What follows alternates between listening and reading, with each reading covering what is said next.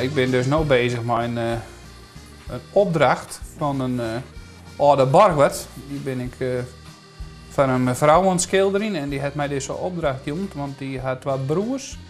Die elk ooit een barwet hand.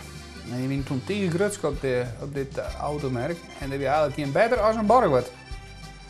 Ik heb dus veel meer auto's schilderen als alleen deze barwet. Mijn eigen auto's heb ik schilderen, de Traction Avant, de Citroën. Die ik in eigen bezit heb ik al een keer een portretteerd eigenlijk. En de oude Mercedes.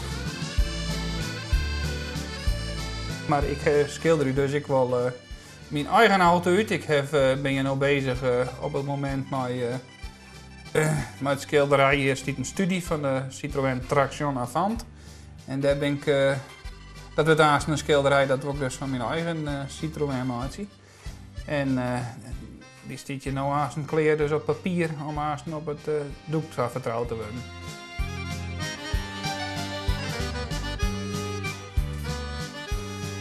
En vanzelf mijn grootste leven, die stiet je nou boeten door. En nou, daar kunnen we dus dadelijk wel even bij zijn.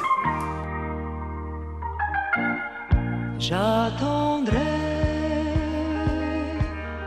le jour et la nuit, j'attendrai toujours ton retour. Ik ga nu even naar mijn tweede liefde toe, Marjorie. Car l'oiseau qui s'enfuit vient chercher l'oubli dans son nid. Le temps passe et court en battant tristement dans mon cœur si lourd. Et pourtant j'attendrai ton retour.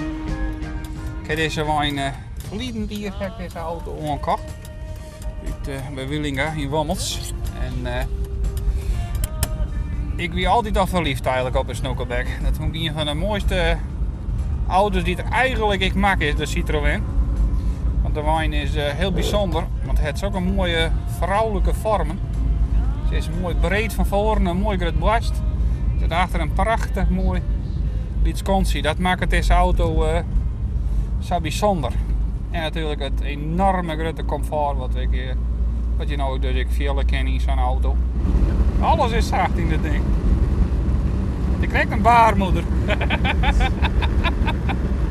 Deze auto, Marjorie, is eigenlijk ze is in ongerestaureerde staat. Ze is dus zoals ze is. Zoals ze ooit aflever is in het Dordogne in Frankrijk. De meesten zeggen de auto eigenlijk nog. Dus dat is eigenlijk een hele bijzonder iets. Dat zie je eigenlijk haast nooit. De Citroën Club van Friesland en die heeft ons opgejoemd met deze auto als mooiste auto van de club. Die heeft de stadsstuurt naar de rij en die heeft deze auto met tolenwoorden auto's uitzocht als een van de mooiste oldtimers van Nederland. Van het jaar 1940 tot 1984. En ze zullen dus haast op een rij 11 dagen staan, van 1 april tot en met 11 april.